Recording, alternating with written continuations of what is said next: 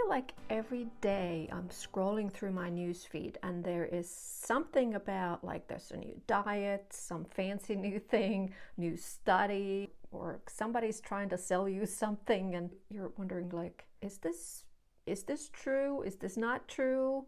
And yesterday I scrolled through my social media feed and I saw this post. It said something like adrenal poisoning, click here or else something will happen. I don't know. I was like, what? Adrenal poisoning? I was like, never heard of such a thing. You know, I work in the nutrition field in this holistic wellness environment, and I've certainly never heard of such a thing. But that really got me thinking, how do you tell if something is bogus or something is actually true and helpful? So I really kind of started thinking about it, and I came up with these two main principles or filters that I use to figure out what's true and what's not true. So I thought maybe you might like that, and I'm going to share that with you. If that sounds good to you, let's dig in. Now let's talk about some of the red flags first, like some of the things that do pop up and you might make you wonder whether it's true or not. Something like sensational headlines, and I'll put these around me in the screen so you can follow me along. So sensational headlines, like something like that one food that cures everything, or like quick fixes and guarantees. And I'm sure you'll see this a lot, like especially after or right before New Year's, like lose 20 pounds in a week or something crazy like that. Demonizing like entire food groups, like never eat, I don't know, apples again or else. And claims that are solely based on anecdotal evidence. Like somebody might say, like, okay, well, this works for my neighbors, or it must work for you. And really just like lack of evidence, lack of citation. Like it makes you wonder, like, where is this information even coming from? And especially like I've seen a lot of times when people say something like, trust me, or I'm the voice of truth, be very suspicious about that for sure. And of course, you know, there might be selling you products or services, so you always kind of be aware, like what's at the end of this presentation. And then there's the fear-mongering language, which is like one of the things that kind of stopped me on my tracks with this whole adrenal poisoning thing. They use this dramatic language that really kind of strikes fear in your heart. So let's get into some of the filters that I use next. So the filters that I use, the very first one is it evidence-based and whole? So the whole core concept of that is it rooted in science and whole foods? And there's two questions that I like to ask. And the first one is has to do with the evidence part. Is it backed by strong science? So whatever the claim is, and if they do refer to a study of some sort, I always think about, like, okay, well, how big was the study? Maybe it was just 2 people and they call it a study. I don't know, who knows? Or if they're trying to sell you a product, and if they funded that study themselves, I mean, come on. I mean, you can imagine, you know, which way the results are leaning towards, right? And but there are certainly different kinds of studies that some have more weight than others. And I personally I like the meta-analysis or systematic reviews, and those are the type of studies that combine like a lot of information from all the other studies that have been made, and some of them could be like decades long. This could be like hundreds or even thousands of studies kind of combined together. So I feel like there's more value in information that is produced based on that than anything else. And then there are, this is considered kind of like, I think, the gold standard of research, the randomized controlled trials. And these are typically like studies that are done by like pharmaceuticals, I think. Like what they do is they have one group of people that take the pharmaceutical drug, and then they have the other group of people that take a placebo thinking that it's the drug, and then they kind of compare the results between the two groups. But when it comes to nutrition, like I find that that's something, I know it's a gold standard study, but it's very difficult to study something kind of blindly. Like say if you're I don't know what you would even compare, but say if you're eating broccoli, you can't really have a placebo broccoli.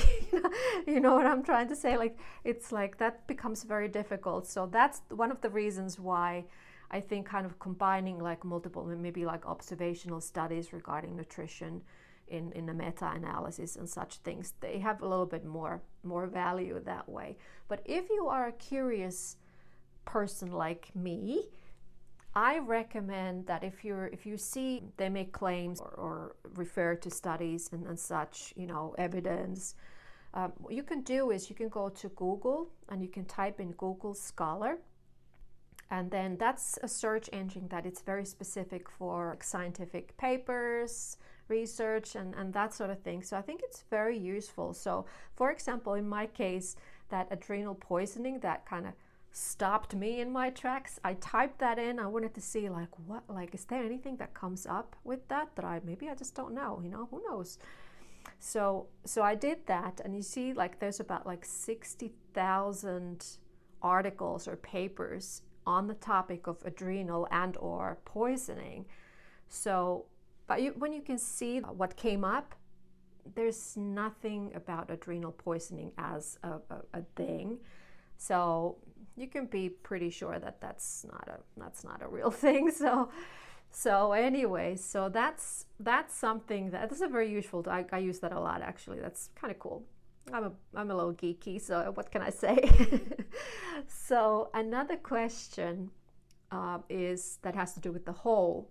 So is it mostly real unprocessed foods that what they're talking about? Because there is just a ton of evidence that whole foods, which means like foods that are processed minimally and they're kind of as closest to their natural form as possible, which tend to be like the fruits and the vegetables and meats and all that kind of stuff, versus the ultra processed foods, which often come in the box, and when you go to the grocery store you kind of find them in the middle aisle, and when you pick up the box you look at the ingredients, you'll see a long list with some of them ingredients you can't even pronounce. So if anybody is making claim that the ultra processed foods or whatever they're selling, maybe that it is very processed, beats the whole foods, hey, that's not a good let's not go with that. So that's untrue, right? So when evaluating nutrition advice particularly, so always ask, like, is it built on solid evidence or solid science, and is it whole foods, real foods? So if anybody is kind of going against that filter, and it's a little bit shaky, so just be cautious. And then the second filter, I like to label it as your body, your truth. So what this means, the core idea really is that it's respect your individual needs and how you feel. Think about it like, is this right for me? We humans, we thrive on mix of just different nutrients, and if we severely like narrow that down, we're really not going to do a service. And if you see a post or an article, something that says something like avoid all carbs at all cost, well, for example, if you think of like something like an apple, right? Apple is certainly, it has carbohydrates in it, it's got fructose, it's got glucose, and it's got fiber in it as well. It also has vitamins, it has minerals, antioxidants, and a lot of like really, really important nutrients that your body really, really needs. So you have to kind of look at a big picture with claims and with things like that. And really just kind of use common sense, right? And when it comes to like your own bio-individuality, also kind of think about it like you might have a friend or whoever that has been on this great new diet, and they tell you like, you know, I lost so many pounds and I feel good and you know, that's great. You should really try that. You should go on this diet. If it worked for them, it may not necessarily work for you because you have your own bio-individuality. And so your macro mix, like with the amount of carbohydrates, for example, the fats and the protein, that could be very different, that macro mix for you than it's for somebody else, even like within your own family. So really respect your bio-individuality and your own body.